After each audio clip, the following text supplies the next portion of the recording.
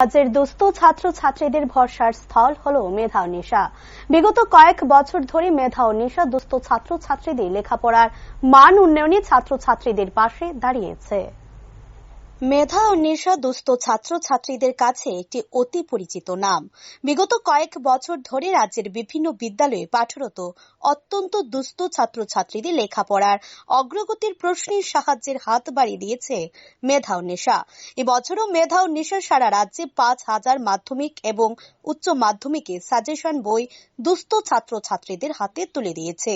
মঙ্গলবার বিধান শিশুর উদ্যান মেধা নিশার সিপাহীজলা জেলার মুখ্য উপদেষ্টা হিসেবে বিধায়ক সুশান্ত দেবকেও পশ্চিম ত্রিপুরা জেলার মুখ্য উপদেষ্টা হিসেবে এসপি ভানুপদ চক্রবর্তীকে দায়িত্বভার দেওয়া হয়েছে বলে সাংবাদিক সম্মেলনে জানালেন মেধা নিশার কর্ণধার মনোজ রায়।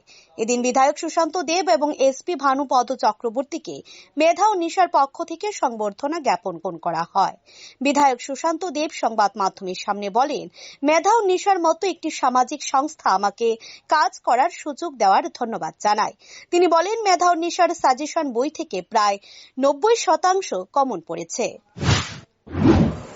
প্রথমে ধন্যবাদ জানাই এরকম একটা সুন্দর সামাজিক সংস্থায় অ্যাডভাইজার সিপাহীজলা জেলায় আমাকে কাজ করার সুযোগ করে দেওয়ার জন্য। মেধা নিশা যেই সাজেশন বুক প্রতি বছরই বের করে, তো এই বছর আমরা জানি যে মাধ্যমিকে ইংরেজি ও অঙ্কে 100% কমন পড়েছে এবং উচ্চ মাধ্যমিক পরীক্ষায় বাংলায় 52%, ইংরেজিতে 84% কমন পড়েছে।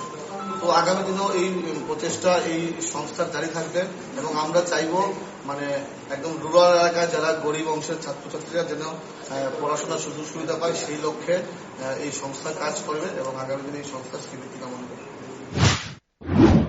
এদিন পশ্চিম ত্রিপুরা সদর জেলা কমিটির কনভেনার ও যুগ্ম কনভেনার মনোনীত হয়েছেন যথাক্রমে প্রধান শিক্ষক মিহির চক্রবর্তী, বিশিষ্ট সমাজসেবী বিপ্লব চক্রবর্তী।